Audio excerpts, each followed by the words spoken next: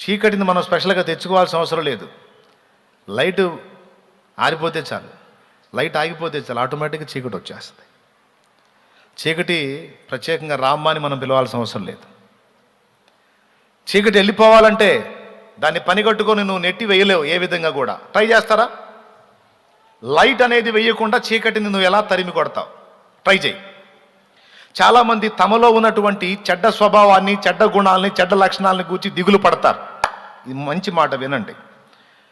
ఎట్లనన్నా కానీ దీన్ని అధిగమించాలి, ఈ తప్పుడు ఆలోచన ఏంటో పదే పదే వస్తుంది, ఈ బలహీనత ఏంటో నాకు పదే పదే వస్తుంది, ఇలా ఆలోచించకూడదు, ఇలా ప్రవర్తించకూడదు అనుకుంటానే నేను మళ్ళా అలానే వెళ్తున్నాను, అబ్బా నాకు ఇది పెద్ద క్షోభలాగుంది, ఎట్లా నేను దీని గురించి బయటపడతాను అని కొంతమంది నలిగిపోతూ ఉంటారు. దేవుడు అంటున్నాడు, ట్రై చేయి. చీకటిని నువ్వు ఎలాగ వెళ్ళగొడతావు ట్రై చేయి అంటాడు. మీరు చెప్పండి, లైట్ వేయటం అనేది ఒక్కటి పక్కన పెట్టండి, ఇంకేం చేసి చీకటిని వెళ్ళగొడతారు? ఏమైనా ఐడియా ఉంటే చెప్పండి, ట్రై చేద్దాం. చెప్తారు ఎవరన్నా? మన చుట్టూ ఆవరించింది. విజయాన్ని ఒక అద్భుతమైన తెలివైన సమాధానం చెప్పాడు. చీకట్లోంచి మనం బయటికి వెళ్ళిపోవాలంట. అమ్మో, తెలివి. దేవునికి స్తోత్రం, హల్లెలూయా. మనం ఉన్నది చీకట్లో, మన చుట్టూ చీకటి ఆవరించింది. నీవు సొంత ప్రయత్నంతో చీపురు తీసుకొని చీకటిని ఊడ్చేస్తావా? పోనీ దోమల మందు కొట్టి ఏమన్నా వెళ్ళగొడతావా?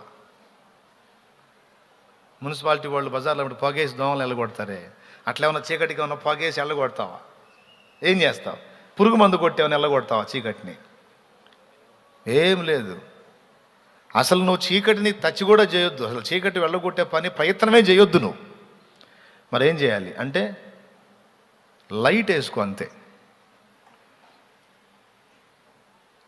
చాలామంది ఎదుర్కొనే భయంకరమైన ప్రశ్నకి చాలా సింపుల్ ఆన్సర్ ఇదే. దేవునికి స్తోత్రం కలుగును గాక, హల్లెలూయా. అన్న పిచ్చి తలంపులు వస్తున్నాయి అన్న, పిచ్చి ఆలోచనలు వస్తున్నాయి అన్న, అసలు చండాలపు ఆలోచనలు అన్న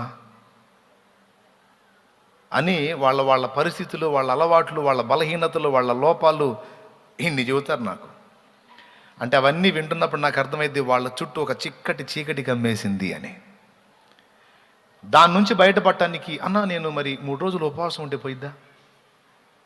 అన్న నేను పొద్దున్న నుంచి సాయంత్రం దాకా మోకాళ్ళ మీద అలానే ఉంటే పోయిద్దా?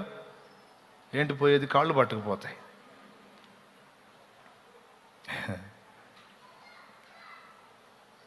ఒకవేళ ఆ పూటకు నువ్వు ఉన్నప్పుడు ఒకవేళ రాకపోయినా నువ్వు మోకాళ్ళ మీద నుంచి లేచినాక మళ్ళీ వస్తాయి.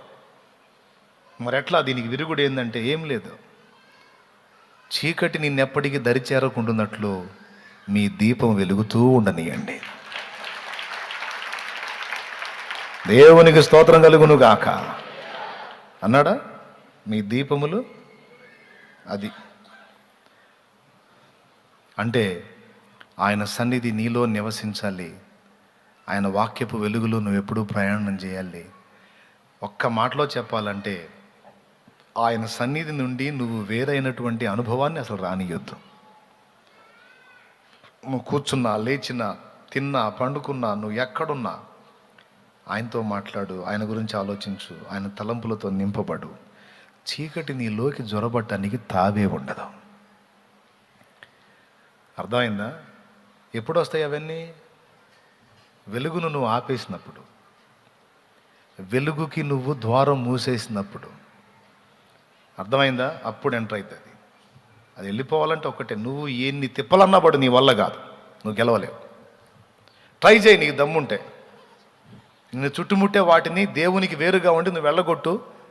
ఇదే సవాల్. మరి వెళ్ళగొడతావా? వెళ్ళగొట్టడం అసంభవం. నువ్వు కాదు అది చేసేది, దేవుడు చేస్తాడు. నువ్వు ఆయన ఆహ్వానించు, ఆయన సన్నిధి నీలో కలిగి ఉండు, ఆటోమేటిక్గా అదే దూరం అయిపోయింది. నీకు అర్థం కాకుండా ఆశ్చర్యంగా దూరం అయిపోయింది.